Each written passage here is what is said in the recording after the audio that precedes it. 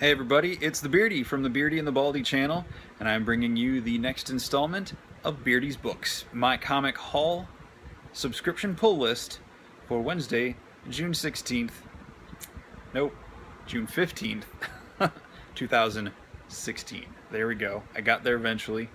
Hey, just wanted to say I know there are tons of books out there that you're probably never going to see me review on this channel, mostly because I can only buy so many books, and there's a lot out there. There's a ton of new books coming out today, so get out to your shops and buy some stuff. There's some really great stories coming out. Two that I did not get are the first issue of Batman and the first issue of Green Lanterns after their Rebirth one-shots. They're both really cool. Definitely suggest checking those out. But there's a lot of other really cool stuff coming out, and new trade paperback collections and hardcovers, all sorts of good stuff. So there's lots of good stuff to read. And if there's anything you guys, if you want to see me review, or if there's like a graphic novel or something that you want Sean or I to take a look at, or give your opinion, we're going to tell you what you think. Want our opinion on? Message in the comments. We'll take a look at some stuff. I know for one, I'm going to try to keep stuff family friendly as far as content on the videos themselves. I'm pretty sure Sean's, for the most part, in the same vein there. So anyway, that said, I'm going to get into this week's pull starting, and I work, if this is the first time watching, I work from the down to my favorite books for the week. So not necessarily saying the ones at the top are, or that at the beginning of the review are bad, or that I dislike them. I just like the other ones more. So this week, I'm going to start with Uncanny XMen, issue 8. And I can't believe I'm going to say this, but I actually really like this cover. I'm not usually a fan of the artwork of Mr. Land, but this cover, just the layout and the design of it, I really enjoy. It feels like a classic X-Men cover, just kind of that vague background and all that. But yeah, it was a fun issue continuing on with the Uncanny X-Men, Magneto and his kind of darker team as they deal with the their aspect of the Apocalypse Wars story, which is focusing on Archangel, the kind of mindless drone Archangel, and then the kind of resurrected, rejuvenated Warren, who has now lost his wings. And they kind of give a little more explanation as to why in this issue. But I really like Ken Lashley's artwork in this, and the color is fantastic. But I really loved getting to see this moment. It's not really a spoiler, but seeing Psylocke in the astral plane. I've always loved this headpiece. I don't know. When Sean introduced me back into comics about 30 years ago, that was the Acts of Vengeance crossover was going on, and I remember she was with the Mandarin. This was fairly soon after she had been transitioned into her new ninja body and everything, so that's always been like a strong visual for me for Psylocke. But anyway, Psylocke and Magneto are out investigating what's going on with Warren and kind of the Akaba cult there in underground, and Sabretooth and Monet are with Callisto in the Morlock tunnels under New York and investigating what's going on there. So it's pretty cool what's going on with this. Again, continuing on the Uncanny X-Men Apocalypse Wars story. So that one was pretty cool. New DC Rebirth issue, Titans. I've never read much of the Titans, Teen Titans, regular Titans, any Titans, in any shape or form, so there's a lot of varieties of this team that I'm not familiar with. But I really like this issue. It was really cool getting to see Wally West kind of be the through character again after the DCU Rebirth issue. So it's cool seeing him team up with and trying to connect with his old teammates who, like everyone else, no one remembers him. So it's cool how they deal with that, and I really enjoy the art. The colors, I mean, this is just kind of like the bold, dynamic, in-your-face superhero comics that are just fun to read. It was really cool seeing all this. So I enjoy it. I'm really looking forward to see where this book goes. Titans Rebirth one shot out today, and the new #1 comes out in about 2 weeks, so make sure you check back for that. Next up, the Image, one of my Image favorites right now, Low from Rick Remender, Greg Tocchini, and Dave McKaig on colors. I mean, the colors are so amazing in this book. And Greg Tocchini, I first kind of came into contact with his art as he was doing the Hinterkind covers. So when I saw he was doing the interiors on this book a couple of years ago, or a little over a year ago, I just got really excited. So, I mean, look at this. Look at these interiors. Is that not some of the most cinematic stuff you've seen in a comic? And that's Earth. That's our Earth in the future after it has been destroyed by environmental disasters and all sorts of stuff. And it follows the story of Stell, the mother, and her remaining 2 family members, her 2 daughters, as they try to find their way through this world, all on kind of their own separate journeys. So it is one of the probably heaviest, darkest books I think I read. But because Stell's primary focus is hope, I really enjoyed that. So I really like what Rick Remender is doing in this story. It's really interesting, and I love seeing where that goes. All right, moving right along. New number 1, Civil War 2, XMen number 1. So this is really cool because the last time Civil War rolled around about 10 years ago, the X-Men kind of benched themselves. They kind of stayed at home and were like, you know what? Forget you guys. We're going to deal with our own stuff. So this is kind of cool to see them getting involved. As I said before, I'm not really a huge fan of watching my heroes fighting each other, but seeing how they're developing this story and bringing the Inhumans into it, and how the 2 different X-Men teams between the Extraordinary team and the Uncanny team, and possibly the all-new with the Teenage team. I don't know if they will come into play. They did not in this issue, but it's cool. So it's pretty neat, and you're getting to see some characters interact with the Old Man Logan and the young Jean Grey that they've not encountered before. And one thing I'm confused about, and I may have to do another video on this, just about this, is the whole timeline thing, because the Terrigen Mists are still bouncing around the Earth after Secret Wars, so after the world was recreated.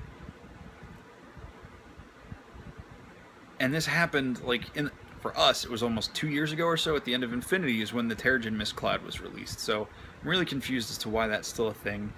And the sudden appearance of Timely Comics, the 3-issue reprints of specific Marvel comics that have the new Captain America shield as their logo. I'm starting to get some weird vibes as to what is real and what's been going on through all these stories, maybe even far back as Marvel Now, so when the incursions started to happen. So we'll see, especially with that whole Marvel Now, the shattered logo coming this fall. So anyway, I'm jumping ahead of myself, speculating. I'm just talking about the stuff I got this week. Han Solo number 1, another great entry into the Star Wars comic franchise from Marvel when they reobtained the rights about 2 years ago. It's a fantastic issue. The artwork on this is from Mark Brooks, who's been mostly doing covers for the last couple years. I mean, look at this. There's some great, awesome sci-fi Star Wars stuff going on. Great renderings of Harrison Ford and Chewbacca. Princess Leia. Some really good stuff. Again, another issue that the colors and the effects and everything, they do some great stuff with this. It feels like I'm watching kind of a standalone sub Han Solo story in between. Feels like it's in between New Hope and Empire. So it's pretty cool. Enjoying that. And I can't wait to see the rest of that 5-issue miniseries. I think it's 5 issues. So Superman number 1. After the Rebirth 2 weeks ago, following the pre-Flashpoint Clark and his wife Lois and their young son Jonathan, kind of blending in here down at the bottom. This is really cool, as you get to see that Clark, during Action Comics last week, he shaved his beard off and kind of went out as Superman. So in this one, you get to see him addressing Clark from the New 52 Earth at his grave, just kind of talking to him. I gotta read this because I thought this was really cool. I apologize if you feel this is spoilery, so skip ahead until I hold up the next comic if you want. He's like, I'm here to say goodbye, Clark. With everything that's happened, I'm not sure I can do this the way I used to, the way we used to. I think you'd be happy to know I put the black suit aside. I've been at half-mast long enough. The world needs to see again that there's a Superman looking out for him, out for them. You may not be here in body, but I know you are in spirit. Now, this is the Superman who fought Doomsday and died 20-something years ago. And he's giving this nice eulogy to this younger Clark from the New 52 Earth, or what is it, Earth Prime Earth, whatever they're calling it. So I've put the black suit away because he's been wearing kind of like the all-black bodysuit with no cape, with the white S. And it's like, this is just great. So this is the more experienced Superman giving this great honor to the younger Superman on New 52 Earth. He's like, you may not be here in body, but I know you're here in spirit. The colors will fly. And I got to show you this 2-page spread. That just gave me goosebumps when I read it, because this is everything that Superman is. This is everything we did not get in Batman v Superman the movie, and I feel has been missing from him the last couple years in comics. It's just great to see this awesome, in-your-face Superman out to be the hero. And the best thing about him is it feels like the writers on the Lois and Clark series, and now this, was it Peter J. Tomasi? Just they get that it's Clark. Clark is what makes Superman great, not Superman's powers. It's how Clark uses them, how he interacts as a friend and a husband and now a father. It's just really interesting and a cool dynamic to see that. So I'm really enjoying this book, and I can't wait to see where more Superman stories go. All right, 3 more books. I'm running out of time. Teenage Mutant Ninja Turtles, number 59, from the IDW series that's been going on for about 5 years now. This has been one of the best, solid, non-stop, never drop the ball, awesome comic for me for the last 5 years since I got back into comics big time. It's great.